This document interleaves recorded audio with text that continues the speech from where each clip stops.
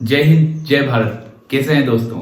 आप सभी का एक बार फिर से स्वागत है हमारे YouTube चैनल विद्युत अभियांत्रिकी में। और आज हम जिस टॉपिक के बारे में डिस्कस करने जा रहे हैं उसका नाम है ऑप्टिकल पायरोमीटर।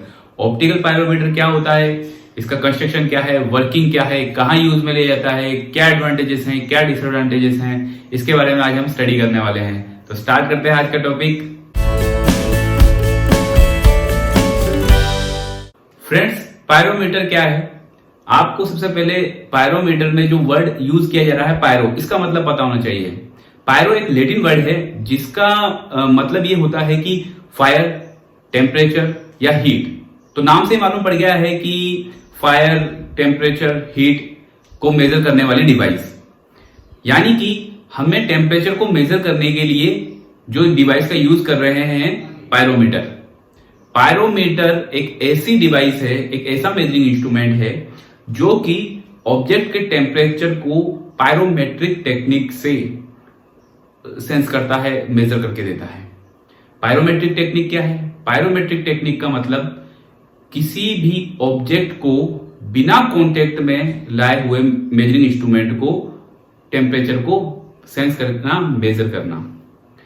ये ऑब्जेक्ट की से जो रेडिएंट एनर्जी निकलती है, रेडिएंट हीट निकलती है, उसको ऑब्जर्व करता है और टेम्परेचर को मेजर करके देता है। फ्रेंड्स, टेम्परेचर को मेजर करने के लिए पायरोमीटर के अलावा हमारे पास आरटीडी है, थर्मिस्टर है, थर्मामीटर है, थर्मोकपल है। तो फिर हमें पायरोमीटर की जरूरत क्यों पड़ी? जैसा कि मैंने आपको बताया कि पायरोमीटर नॉन कॉन्टेक्टलेस आपकी मेजरिंग डिवाइस है टेम्परेचर को मेजर करने के लिए। और पहले से अवेलेबल है हमारे पास कई डिवाइसेस जैसे कि थर्मिस्टर, थर्मोकपल और आरटीडी। लेकिन ये जो डिवाइसेस हैं, ये जो मेजरिंग इंस्ट्रूमेंट्स हैं, ये ऑब्जेक्ट को कांटेक्ट में ला करके, कांटेक्ट में आकर के ही टेम्परेचर को मेजर कर पाते हैं। तो फ्रेंड्स, कई जगह ऐसा होता है कि टेम्परेचर काफी ज्यादा हाई होता है, जहां पर ये डिवाइस आपकी मेल्ट हो जाएंगी, मोल्ड हो जाएगी और इन पे इफेक्ट पड़ सकता है।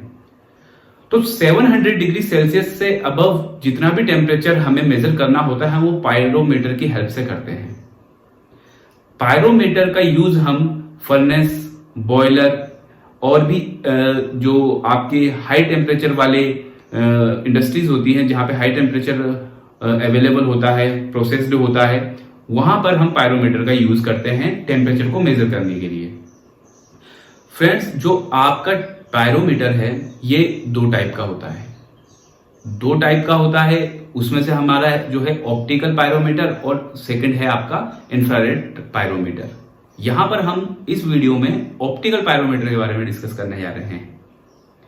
यहां पर ऑप्टिकल पायरोमीटर को समझने से पहले एक बात और बता दूं मैं आपको कि ये ऑब्जेक्ट किन किन ऑब्जेक्ट को भी मेजर कर सकता है। जैसे कि आपका लिक्विड्स, जो हाई टेम्परेचर लिक्विड्स होते हैं, ओवर हीटेड मेटल्स होते हैं आपके, और भी फर्नेस होते हैं, जैसे मैंने आपको बताया बॉयलर्स होते हैं, उनको मेजर करने के लिए उनके टेम्परेचर को मेजर करने के लिए इस मेजरिंग इंस्ट्रूमेंट का यूज किया जाता है। फ्रेंड्स, जैसे कि मैंने बताया कि ये दो टाइप के होते हैं। हम यहाँ पे बात करने वाले हैं ऑप्टिकल पायरोमीटर की। ऑप्टिकल पायरोमीटर आपका कैसा होता है कंस्ट्रक्शन वाइज, आप इस इमेज में देख सकते हैं। फ्रेंड्स, आप देख रहे हैं कि पायरोमीटर इनसाइड से, अंदर से एक सिलेंड्रिकल फॉर्म में होता है, जिसके एक एंड पे एक आई पीस रखा होता है, दूसरे एंड पे एक लेंस लगा होता है, और इन दोनों आई पीस और लेंस के बीच में कुछ और एलिमेंट्स लगे हुए हैं, जिसमें आपका एक फिल्टर लगा हुआ है, दूसरा आपका एक लैंप लगा हुआ है, और एक आपका इसमें सिंपली एब्जॉर्प्शन फिल्म लगी हुई है। यहां पे सबका अलग अलग फंक्शन है। आप फ्रेंड्स इस इमेज में भी देख रहे हैं कि इस लैंप के साथ एक रियोस्टेट लगाया हुआ है, एक मल्टीमीटर लगाया हुआ है और एक वोल्टेज सोर्स को कनेक्ट किया हुआ है। फ्रेंड्स, बहुत ही सिंपल कंस्ट्रक्शन है इसका। यहां पर हर एक एलिमेंट का भी मैं फंक्शन आपको बता देता हूं। इस फिगर में आपने देखा कि एक ऑब्जेक्ट है जिसके टेम्परेचर को हमें मेजर करना है। लेंस है जो कि इस ऑब्जेक्ट से निकलने वाली रेडिएंट एनर्जी को फोकस करेगा और कलेक्ट करके इस पायरोमीटर के अंदर उसको टारगेट करेगा। आई पीस का काम ऑब्जर्वर जो भी होगा वो इस प्रोसेस को ऑब्जर्व करेगा और टेम्परेचर को मेजर करेगा। वो कैसे होगा वो वर्किंग में आपको मैं एक्सप्लेन करूंगा। तो यहां पर आपका एक आईपीस है जिसे जो कि ऑब्जर्वर अंदर होने वाले प्रोसेस को देखेगा। प्रोसेस क्या होने वाला है वो वर्किंग में समझेंगे। दूसरा आपका है फिल्टर। ये फिल्टर आपके वो जो आपकी लाइट आ रही है, मतलब कि रेडिएंट एनर्जी आ रही है, सॉरी लाइट नहीं, रेडिएंट एनर्जी आ रही है, उसको मोनोक्रोमेटिक लाइट में उसको वो कन्वर्ट करेगा। ये फिल्टर आपका। मोनोक्रोमेटिक लाइट क्या होती है इसको आप मुझे कमेंट सेक्शन पे बताइए। ये आपके लिए क्वेश्चन है, आप उसका कमेंट सेक्शन में मुझे आंसर दीजिए कि मोनोक्रोमेटिक लाइट क्या होती है। तो फ्रेंड्स, आईपीस से ऑब्जर्वर ऑब्जर्व करेगा, मोनोक्रोमेटिक लाइट से फिल्टर जो है वो मोनोक्रोमेटिक लाइट को कन्वर्ट करे, मोनोक्रोमेटिक लाइट देगा। यहां पे एक लैंप लगा हुआ है जो कि कनेक्टेड है आपके रियोस्टेट, मल्टीमीटर और वोल्टेज सोर्स के साथ। यहां पे हमने रियोस्टेट की हेल्प से करंट को बढ़ा करके या फिर घटा करके इस लैंप की जो ब्राइटनेस है उसको कंट्रोल करेंगे, बढ़ाएंगे घटाएंगे लाइट की इंटेंसिटी, इस फिलामेंट लैंप की इंटेंसिटी को कम या ज्यादा करेंगे। इसके बाद आपके इस लैंप के बाद आप देख रहे होंगे कि इसमें एक एब्जॉर्प्शन फिल्म लगी हुई है जो कि टेम्परेचर की रेंज को इंक्रीज करने का काम करेगी। मतलब कि अगर हमें हाई टेम्परेचर को मेजर करना है किसी ऑब्जेक्ट का, अगर उसका टेम्परेचर ज्यादा है और हमारा पायरोमीटर में वो रेडिएंट एनर्जी आ रही है, लेंस उस रेडिएंट एनर्जी को कनेक्ट करके टारगेट कर रहा है उस लैंप के ऊपर जो इन एब्जॉर्प्शन फिल्म से पहले रखा हुआ है, तो वहां पर ये एब्जॉर्प्शन फिल्म आपकी उस रेडिएंट एनर्जी को एब्जॉर्ब करेगी, ताकि इससे क्या होगा कि आपके टेम्परेचर की रेंज बढ़ सकती है। तो फ्रेंड्स, ये तो है इसका कंस्ट्रक्शन। हम इसके वर्किंग के बारे में अब समझेंगे। तो सबसे पहले आप इसका डायग्राम आपने देखा ही है, फिर से देखिए इसके डायग्राम को, इसकी वर्किंग को समझने की कोशिश करते हैं। फ्रेंड्स, जैसा कि आपको इस फिगर में दिख रहा है, यहां पर एक टेम्परेचर सोर्स है जो कि हमारा ऑब्जेक्ट है। हमें इसके टेम्परेचर को ही मेजर करना है। फ्रेंड्स, इस ऑब्जेक्ट या टेम्परेचर सोर्स की जो रेडिएंट एनर्जी है उसे ऑब्जेक्टिव लेंस फोकस करके फिलामेंट लैंप को टारगेट करता है। यहां पर ये फिलामेंट लैंप की ब्राइटनेस और जो आपका रेडिएंट एनर्जी है, यानी कि जो ऑब्जेक्ट की लाइट की इंटेंसिटी है, उसको मैच करना है। यहां पर यही इसकी वर्किंग है, यही इसका वर्किंग प्रिंसिपल है कि आपका लैंप के लाइट की ब्राइटनेस और ऑब्जेक्ट की लाइट की ब्राइटनेस इक्वल होगी तब हम पायरोमीटर से टेम्परेचर को मेजर कर पाएंगे। फ्रेंड्स, करेंगे कैसे? आप इस फिगर में देख पा रहे हैं कि रेडिएंट एनर्जी को ऑब्जेक्टिव लेंस ने टारगेट कर दिया है फिलामेंट लैंप के ऊपर। अब यहां पे ऑब्जर्वर आईपीस की हेल्प से इस प्रोसेस को देख रहा है और ये जो फिलामेंट लैंप है, इसका जो फिलामेंट है उसमें कितना करंट फ्लो होगा, उस हिसाब से इसकी ब्राइटनेस बढ़ेगी या कम होगी। तो रियोस्टेट की हेल्प से हम करंट को बढ़ाएंगे या कम करेंगे और फिलामेंट लैंप की ब्राइटनेस